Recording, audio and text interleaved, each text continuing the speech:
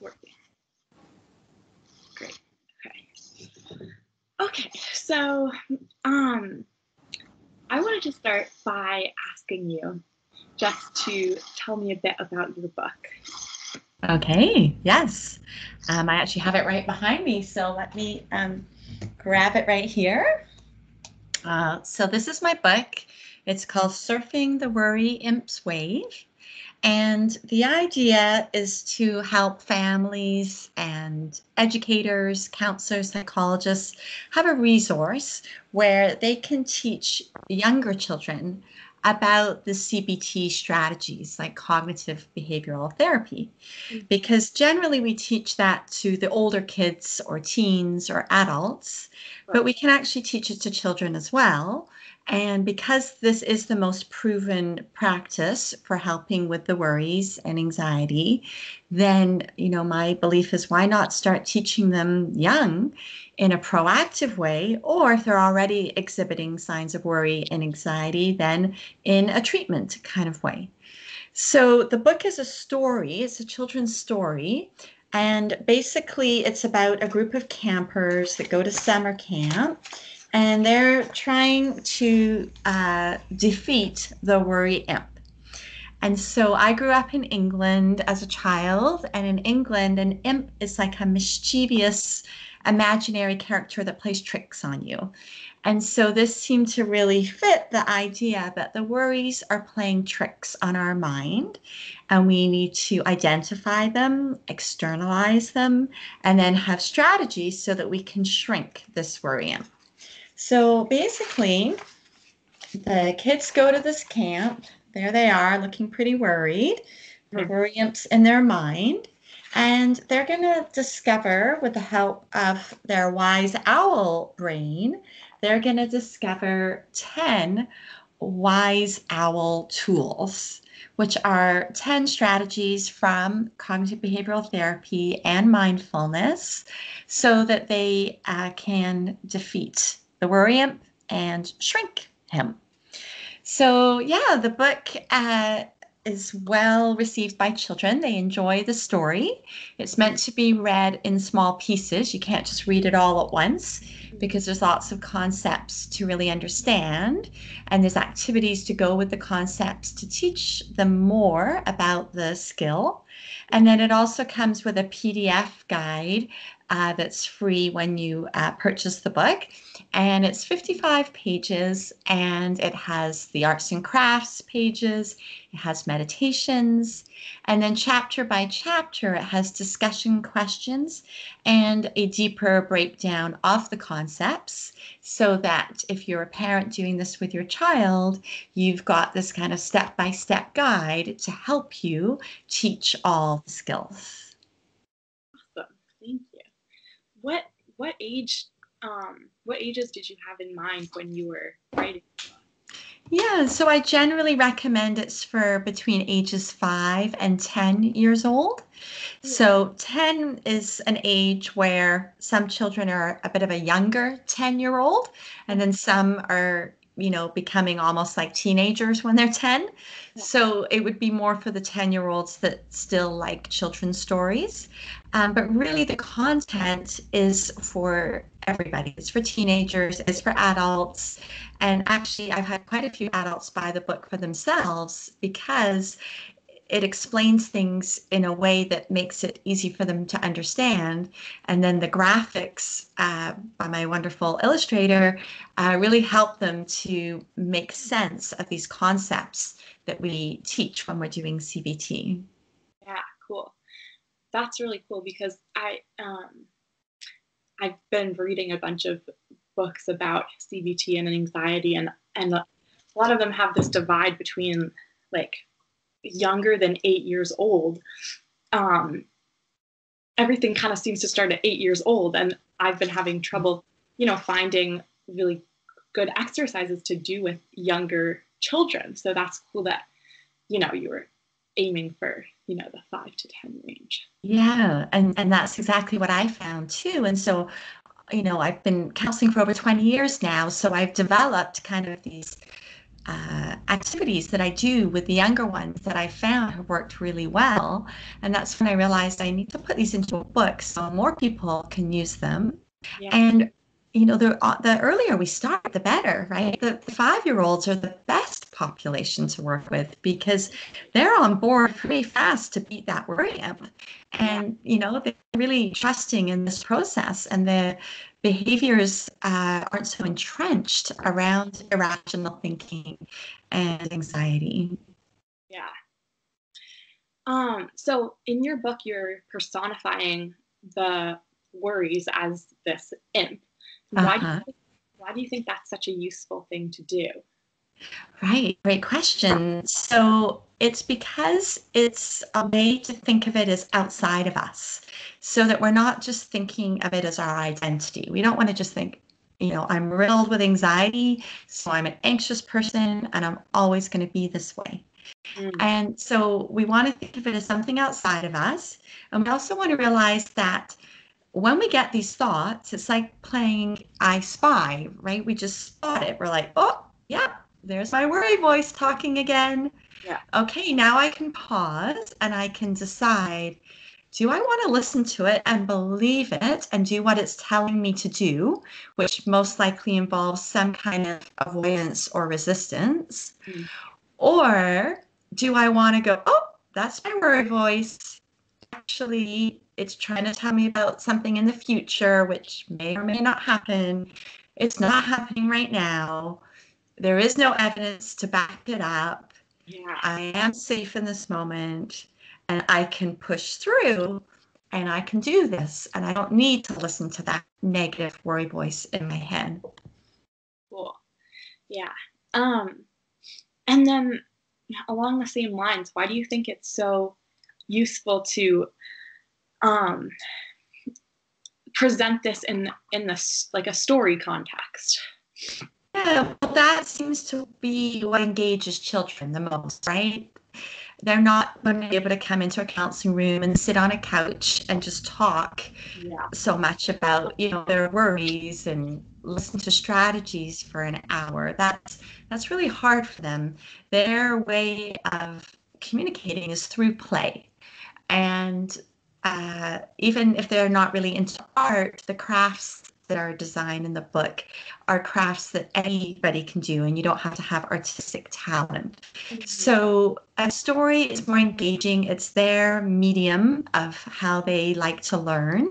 And it also makes it a little bit more third person. So it's not as personal, because some children don't want to feel that vulnerability of talking about that personal experience. So it's easier when we can put it into the third person for them. Cool. So you had mentioned to me that you're you're in the process of writing another book. That's right. It's in the very early stages, but I have this vision, another book that will be more for the tween and teen population. And so at the moment, I'm gathering stories from my clients or other teens that I've met who have experienced anxiety, who have done the work to learn about it and the strategies that work for them, and asking them to share their experiences. So my plan is to have at least 20 stories that will be true stories of transformation, where it doesn't mean somebody's anxiety is gone, because we all get anxiety from time to time, but it means that when it does pop up, we know how to handle it. And then I will also write some supplementary material in the book. Possibly I will kind of go into further detail as to what the teens' experience is, and a little bit more detail about the strategies. But essentially, it'll be a book about teens talking to teens and helping them, realize, hey, this worked for me and this might work for you. Cool. Mm. So you're a clinical counselor, is that right? Right. Yes. So what are the different, I've seen that you recently did a TEDx talk, and also involved in writing books and stuff like that. And I'm just wondering about the different areas that you're working in and what you have kind of like brought into this work. Mm-hmm.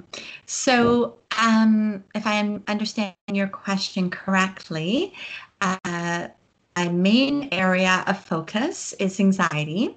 Mm-hmm. So I generally work with children, teens, and the parents, because that's a big piece in the process, is helping them. It's very different parenting an anxious child or teen than it is parenting a child that doesn't have anxiety. And so I do that through my one-on-one counseling sessions in my office. I also run groups for children ages 7 to 9 and 10 to 12. And then I also offer some online support. So I write a blog, usually on a weekly basis.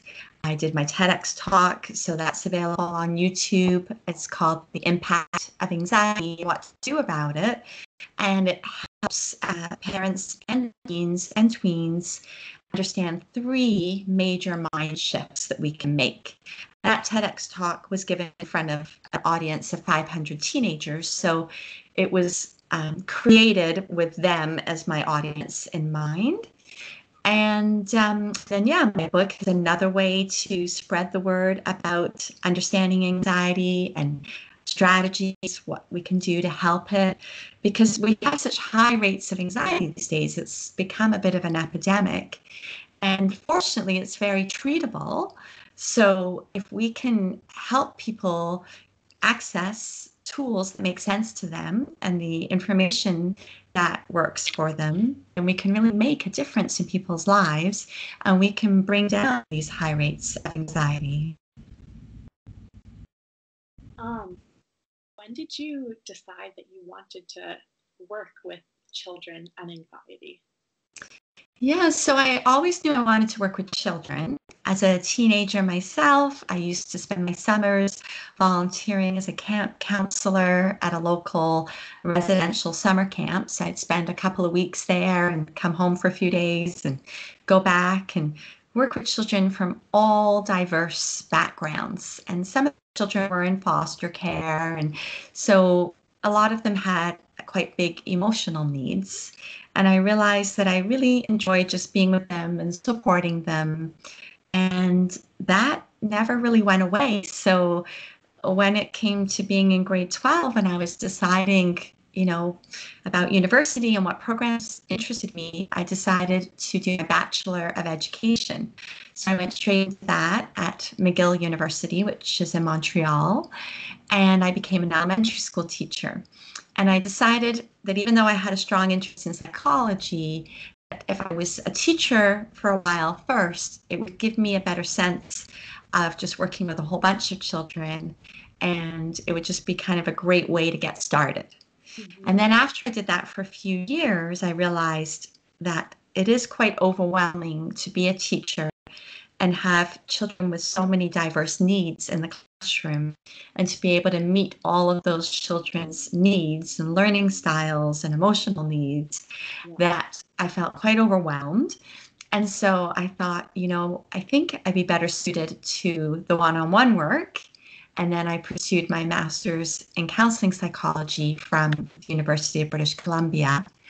And then I became a school counselor. So I was in a field where I was exposed to children with, again, diverse needs. It wasn't just anxiety. They were seeing me, maybe their parents got divorced, maybe somebody close to them or a pet died, maybe they were having friendship issues, maybe they had a severe learning disability and it was affecting their confidence.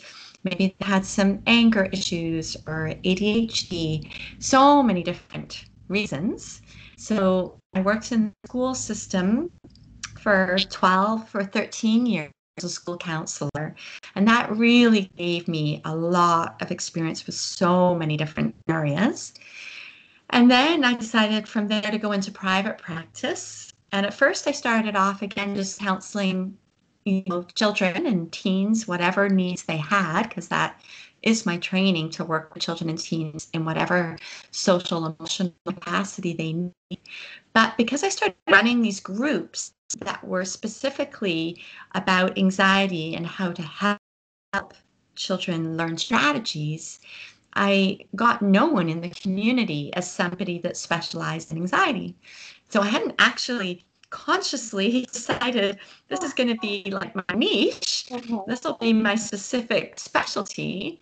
But all of a sudden I realized, I really enjoy this work. I really kind of get it. I seem to be able to help these kids and teens. And more of these types of people are coming to me.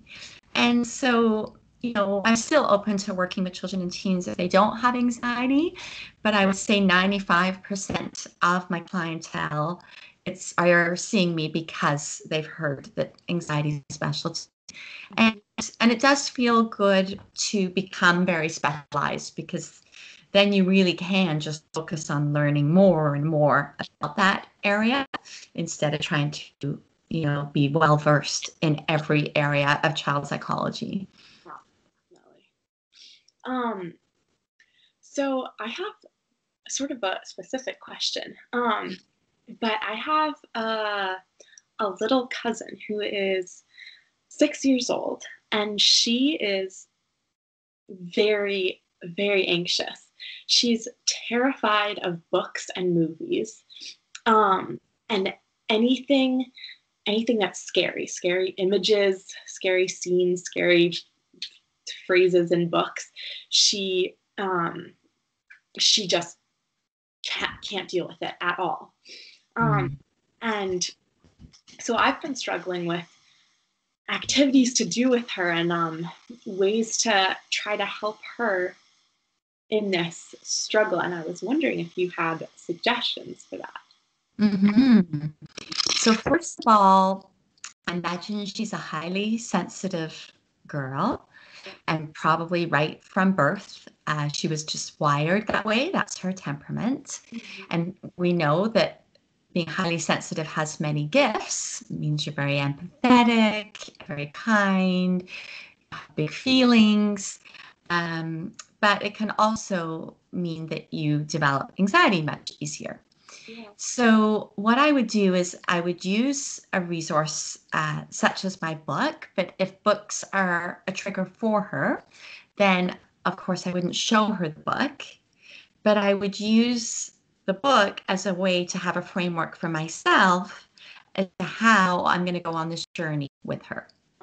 And so maybe I would use stuffies or puppets to, if she doesn't find those too scary, to help her with this journey. So you could get, a group of her favorite stuffies or puppets together and say, let's pretend these children are going to a camp.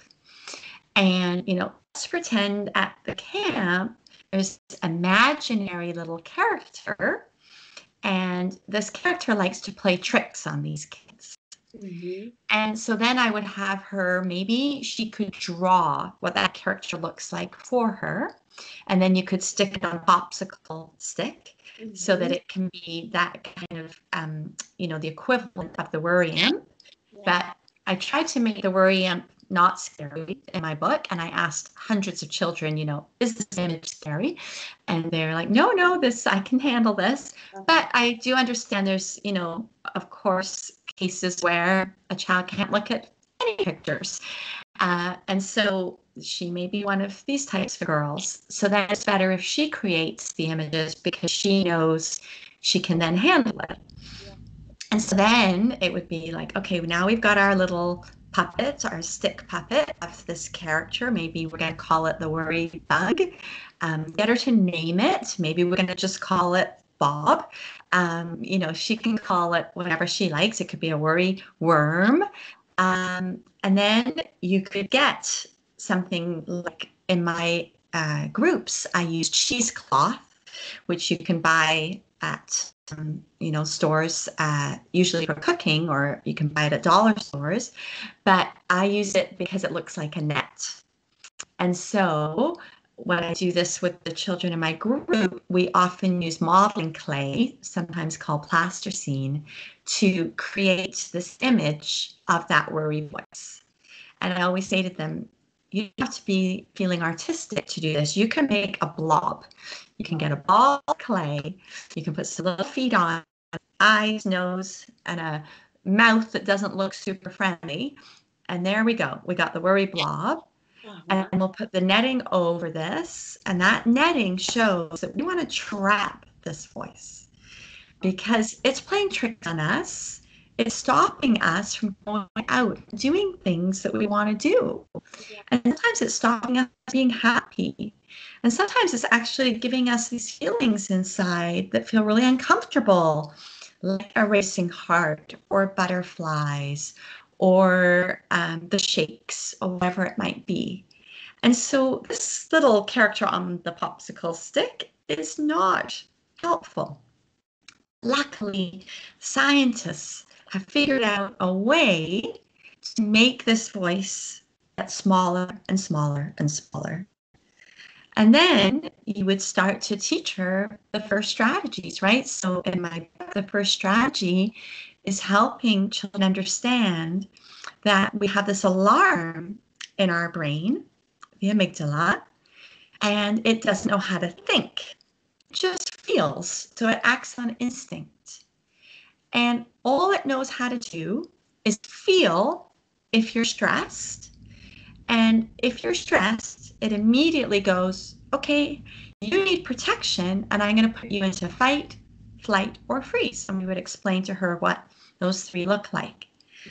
And say, but the thing is, it gets it wrong nearly all the time. That alarm is only supposed to go off when there's a 911 emergency. Do you use 911 in the States? Yes. Okay.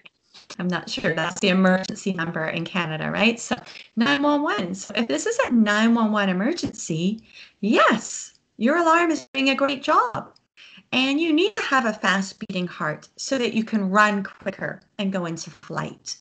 You need to feel the blood rushing through you so that if you have to fight, you can be stronger.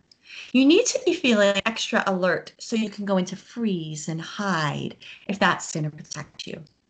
But it's only helpful when it's a 911 emergency. And so she really needs to understand that just because her body's giving her these signals doesn't mean that her environment is really dangerous. Her mind, her alarm is mixed up.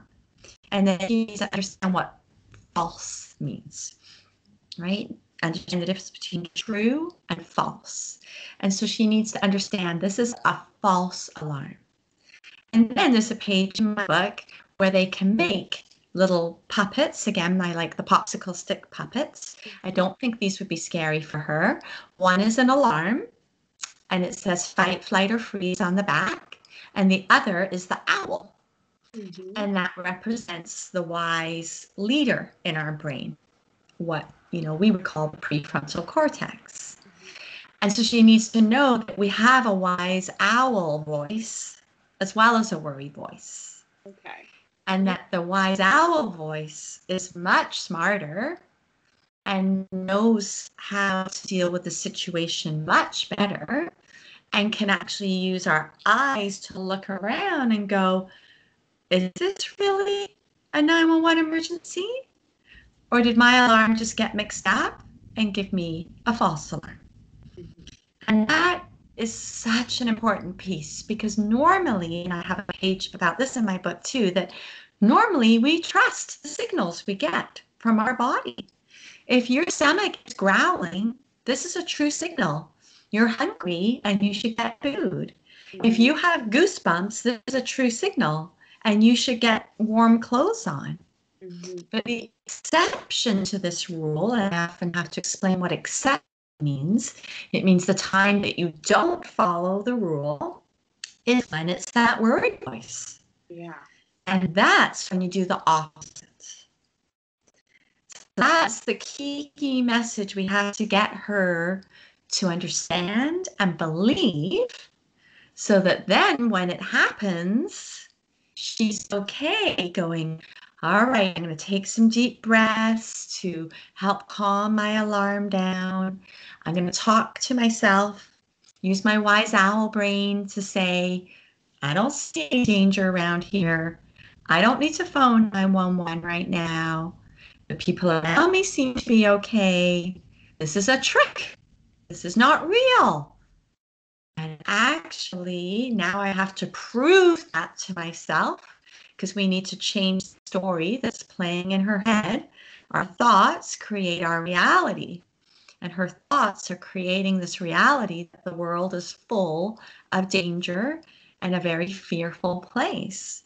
And we need to change her thoughts by doing the opposite and pushing through and just a teeny tiny step in the right direction. Yeah. But then you start to get your power back. I have a copy of your book at home. And so Great. I could use that. I'm not sure. I'll think about whether I should bring that to her directly or if I should, learn the lessons and then and then make them your own, right? Create them in your own way and act it out with the story. And then I'm not sure if you downloaded the guide yet, but download the guide, right, to help you. And then you're only going to do one little bit at a time. Right. And she's very responsive to acting things out and to arts and crafts and stuff like that. So I thought that would be a great way to get her engaged with it. Yeah, definitely. I think that would be really wonderful for her. Cool. Another question I had was about how you work with the parents of anxious children. I know that you had mentioned that earlier, but are there scenarios when you find that the parents have, very different views from you, and how do you work with that? Yeah, so on my website, I have a free ebook called 8 Common Mistakes to Avoid When Your Child is Anxious. Mm-hmm. And so that kind of shows the 8 areas that I work on with parents, because this is where anxiety breaks all the rules, right? I said earlier that normally we listen to our body, right, except for anxiety. Yeah. When we're parenting, normally we listen to our instincts, but with anxiety, we often have to do it differently. And our instincts aren't actually going to give us the right information as to what to do in that parenting moment. Yeah. So what tends to happen in a general sense is parents see that their child's distressed, and as any parent, and I'm a parent as well, as any parent wants to do, we want to comfort our children and do something to take away that distress. Right? So this is good when you fall over and you have a bleeding knee. Yeah. Yes, we need to scoop up our child. We need to clean the blood off. We need to put the Band-Aid on. We need to give them hugs. And yes, we need to comfort them. But when your child is anxious, if we scoop them up and rescue them, we actually feed the anxiety. Because your child's story in their mind is that whatever it is that's triggering them is dangerous. And now my mom or dad or caregivers come in and scoop me up and take me away. So my story is true. Mm-hmm. And we've strengthened their story. So it's a very delicate balance, because we do want to comfort our kids, and we should, but we don't want to reinforce the anxiety. So parents need to really understand anxiety as well. So everything I teach to children, I teach to parents, so that they can use the same kind of language and help their child see, I'm on your team against this worry voice. I'm not, another person that's against you. I am trying to support you. But when I say that I'm not going to provide whatever accommodation the child is asking for, it seems like I'm being really mean. But the reason I'm not going to provide that accommodation is because then I'm going to feed the worry. So, maybe the child is scared of swimming lessons and it's in a group and it's in the water and it's with an instructor they don't know, and this is terrifying. You don't necessarily realize that, and you show up for swimming lessons the first day, and then your child starts screaming and refusing to go in the water, and you're like, oh my gosh, this is going to be harder than I thought. How am I going to teach my child to swim? Yeah. But then you have to go, okay, let's use the staircase that's in my book. Ultimately, the goal will be to have my child take part in these group lessons, or ultimately the goal is to have my child become a strong and safe swimmer. But what's the first step we could take? Well, we need to pare things back, and maybe my child needs to just feel more comfortable in a pool. So maybe as a family, we need to just go swimming more and hang out together in a pool. And once my child feels more comfortable with us in a pool, maybe if it's possible, I can hire a one-on-one teacher so that we can build attachment with the same person and feel trust, and start to do a bit of swimming lessons with that person.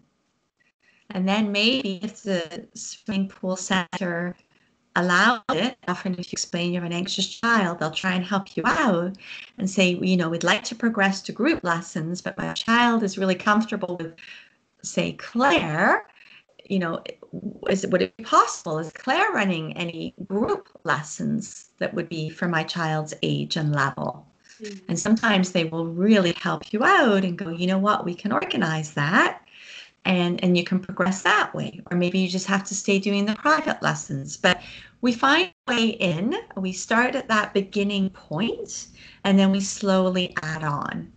But if we just go, oh boy, this is too much. This is too scary for my child. We can't do swim lessons and we can't go near a pool. Well, then your child will never learn how to swim. And then that's a safety concern. And it's a big anxiety concern because we're not facing the fears. We're not going out of our comfort zone. And we're showing that whenever you go out of your comfort zone, avoidance is okay. But avoidance is the fuel for anxiety. So I'm not saying you have to face fears head on. What I'm saying is take teeny tiny baby steps so you're heading in the right direction. Even if you're only in the pool, putting your toe in first time, right, that's better than not being at the pool. Yeah. Even if you're only there for 5 minutes, that's better than not being there at all. We have to find a starting point, work from there, and then build from there. Yeah. Cool. Okay, let's see.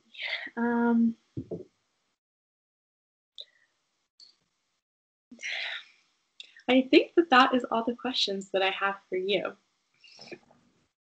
Okay, that's great. So let me see.